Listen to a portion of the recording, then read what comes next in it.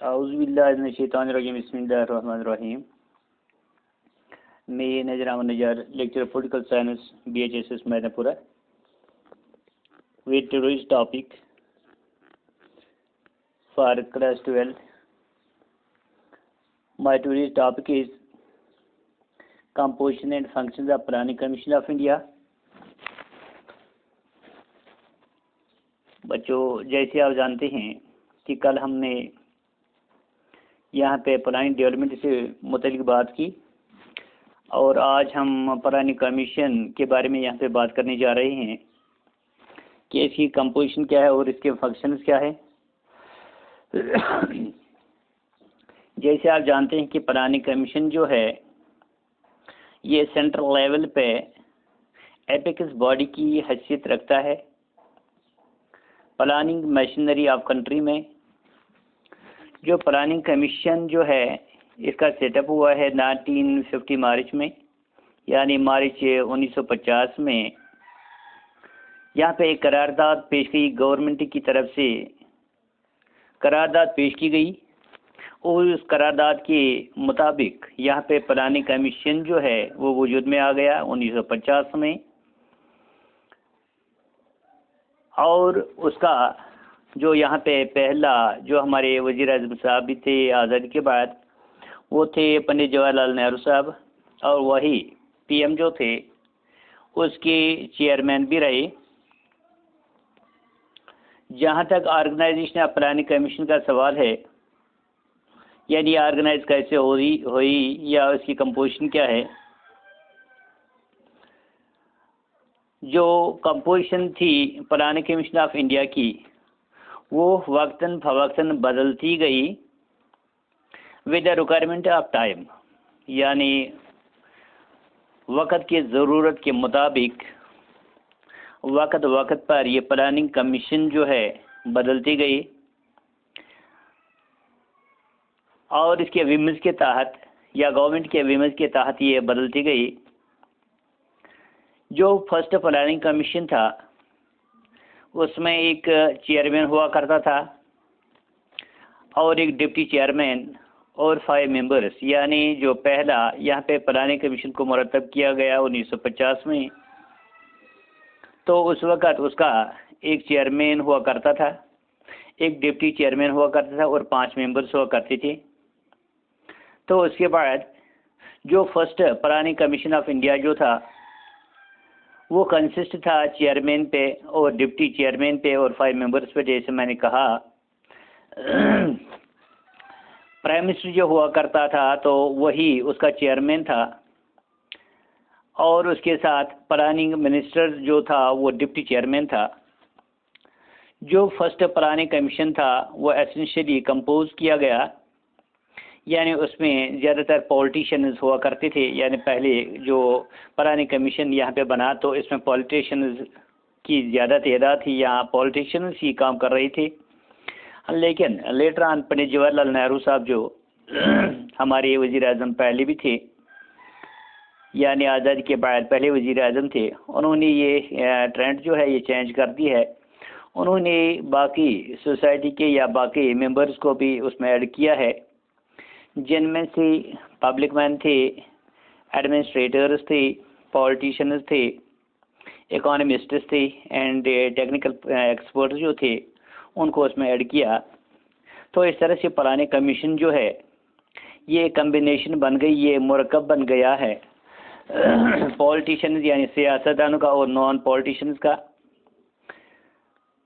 Addition chairman के addition के अलावा उसमें एक डिप्टी चेयरमैन था और यहाँ पे 10 से 12 तक जो अदर मेंबर्स थे उसमें एडजस्ट किए गए।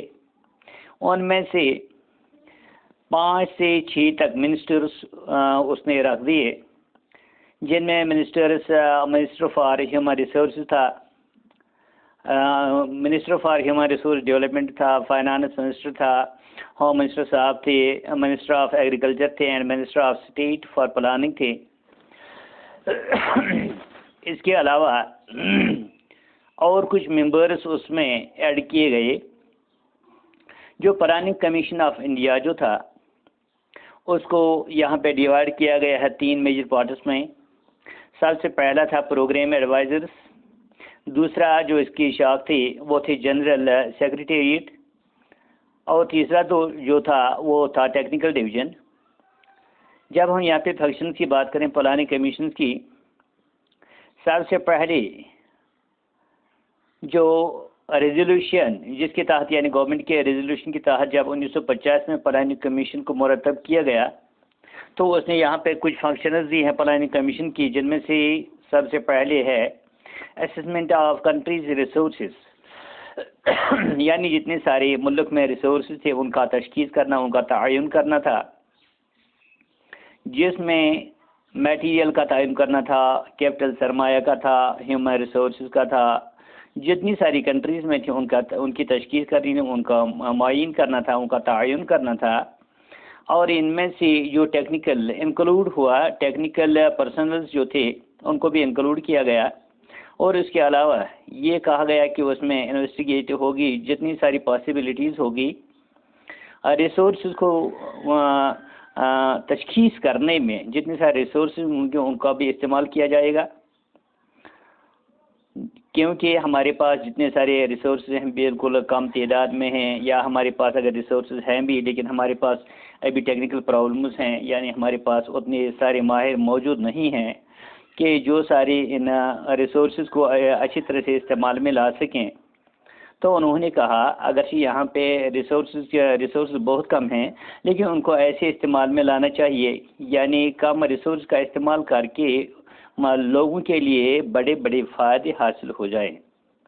दूसरा था फॉर्मेशन ऑफ प्लान, यानी फॉर्मेशन ऑफ प्लान जो था उन्होंने कहा उसमें ये था फंक्शन, उसकी दूसरी ये थी कि प्लानिंग कमीशन की वसादत से प्लान्स बनाए गए जो मोस्ट इफेक्टिव और बैलेंस्ड थे यूटिलाइजेशन ऑफ कंट्री रिसोर्सेज के लिए।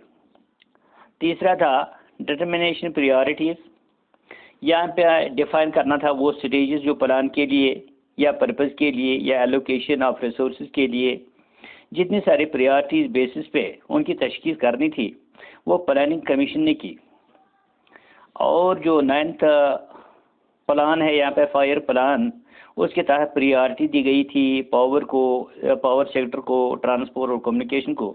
अगर आपको याद होगा कि मैंने कल भी कहा था कि जो पहला फायर प्लान था 5 साला मनसूबा जो था, उसके तहत पहले 5 साला मनसूबे में जो 1951 में शुरू हुआ, तो उस पर जब बात हुई तो उस पर एग्रीकल्चर को बढ़ावा देने के लिए सबसे ज़ोर दिया गया था, क्योंकि यहाँ पे आज़ादी के बाद रेवोल्यूशन की ज़रूरत थी। तो उन्होंने सबसे पहले यहाँ के एग्रीकल्चर पे ज़्यादा तवज्जो दी। उसके बाद जो दूसरा था यहाँ पे, तो उस यानी 1961 से आगे जो था उसमें कुछ फैक्ट्रीज थी, इंडस्ट्रीज थी, उन पे कहा गया कि उन पे हम ज़्यादा तवज्जो दें ताकि लोग जो हैं ज़्यादा से ज़्यादा रोज़गार उनके लिए यहाँ पे पैदा हो सकें। तो इस तरह जो 9th प्लान था यहाँ पे प्रायोरिटी गई है पावर सेक्टर को, ट्रांसपोर्टेशन और कम्युनिकेशंस को। उसके अलावा चौथा पॉइंट जो है यहाँ पे वो है ये इंडिकेट करना कि फैक्टर्स जो भी हैं जो यहाँ पे रिटार्ड करते हैं इकोनॉमिक डेवलपमेंट को या डिटरमिन करते हैं कंडीशंस, जितनी सारी कंडीशंस हैं in view of current social and political situations, इन हालात में चाहे यहाँ के समाजी हालात जो थे या पॉलिटिकल जो हालात थे यहाँ पे ख़राब होते जा रहे थे, या हम यूँ कहेंगे कि ये सही नहीं थे, लोगों को अच्छी तरह से रास नहीं आया करते थे, should be established for a successful execution of plan. तो उन्होंने कहा कि यहाँ पे एक एग्जीक्यूशन के तहत यानी प्लान जो है वो यहाँ पे चलवाने चाहिए, उन पे सख्ती से अमल करना चाहिए, अमल दरामद करना चाहिए, ताकि लोग जो हैं या सोसाइटी जो है या पॉलिटिशियन जो है या पॉलिटिकल हमारी सिचुएशन जो है ये आहिस्ता आहिस्ता तरक्की की तरफ गामजन हो जाए। तो 5वां पॉइंट था यहाँ पे to suggest machinery for securing and the successful implementation of E city of plan. जितने सारे यहाँ पे प्लान बनाए गए थे या जितने सारे फायर प्लान यहाँ पे, उसमें एक मशीनरी को मुरतब किया जाए जिसे सिक्योर हो जाए, जिसमें अगर कहीं पे तरमीम की ज़रूरत पड़े तो वहाँ पे तरमीम की भी ज़रूरत पड़े तो उससे तरमीम की जानी चाहिए।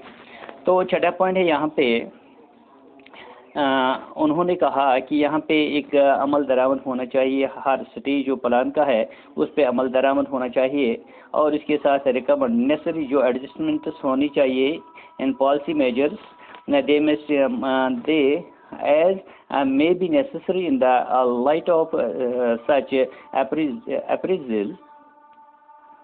और सातवां पॉइंट यहाँ पे था to make such entertain recommendation on the basis of prevailing economic condition, क्योंकि यहाँ पे जो इक्तिसादी हालात थी वो बाद से बदतर होती जा रही थी, तो इनमें एक रिकमेंडेशन की ज़रूरत थी, वहाँ पे तरामीम की ज़रूरत थी, चेंज करने की ज़रूरत थी, या किसी को लिस्ट करने या किसी को मैक्सिमाइज करने की ज़रूरत थी, जिस तरह से लोगों तक ज़्यादा से ज़्यादा फ़ायदा पहुँचाएँ। जो करंट पॉलिसीज़ जो थी, अगर उनसे मुल्क का निज़ाम जो है सही तरीके से नहीं चलता है तो उसको सिर्फ नव तरमीम करके उसको अच्छी तरह से नए सिरे से मुरतब किया जाए, जिस तरह से अप्रोप्रिएट हो जाए।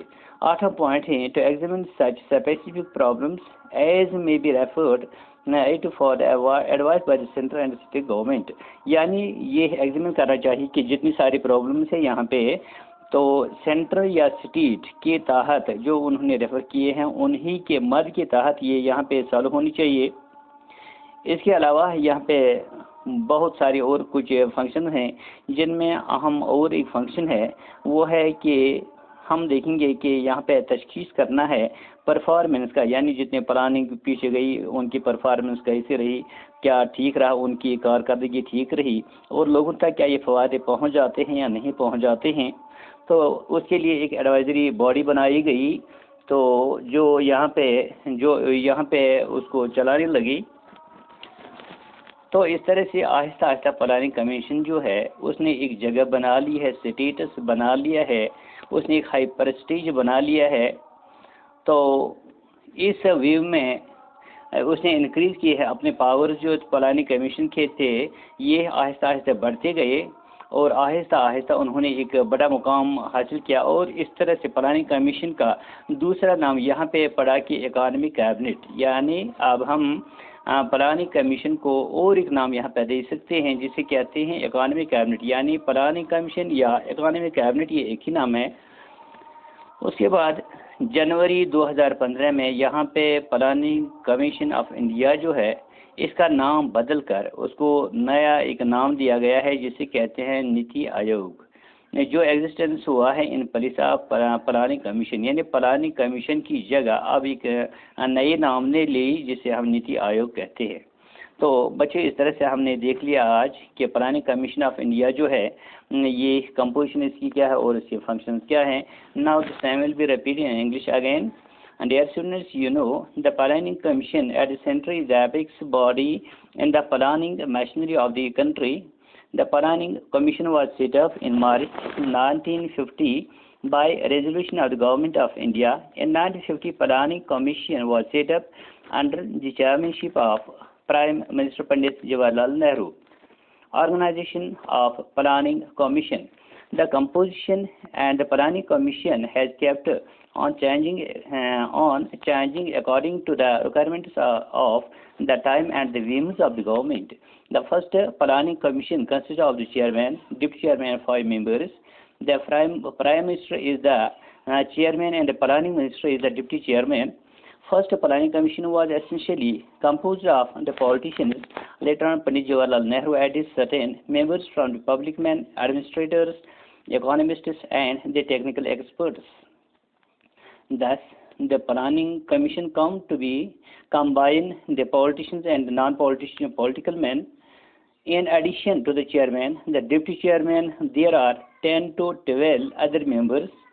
Among them, there are 5 to 6 ministers.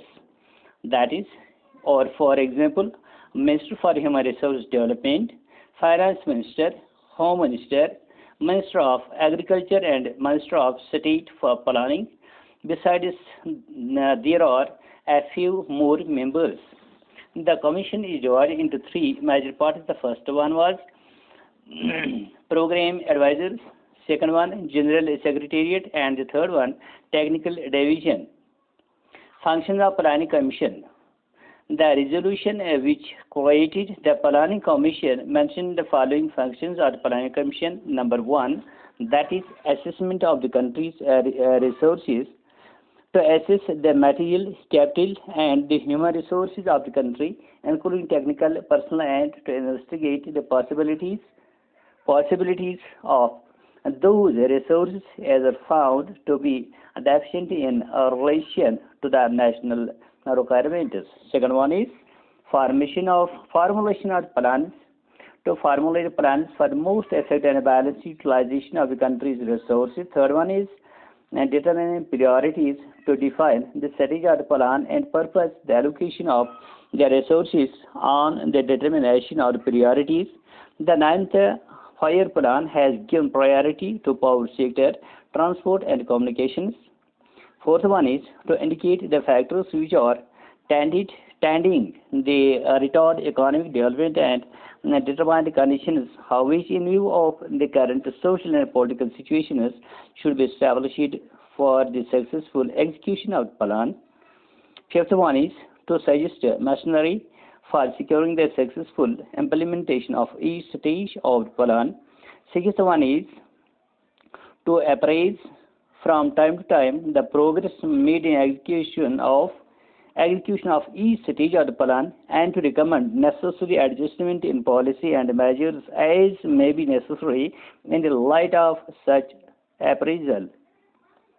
Seventh one is to make such interim recommendations on the basis of the prevailing economic conditions, current policies, etc., as may appear to be the appropriate.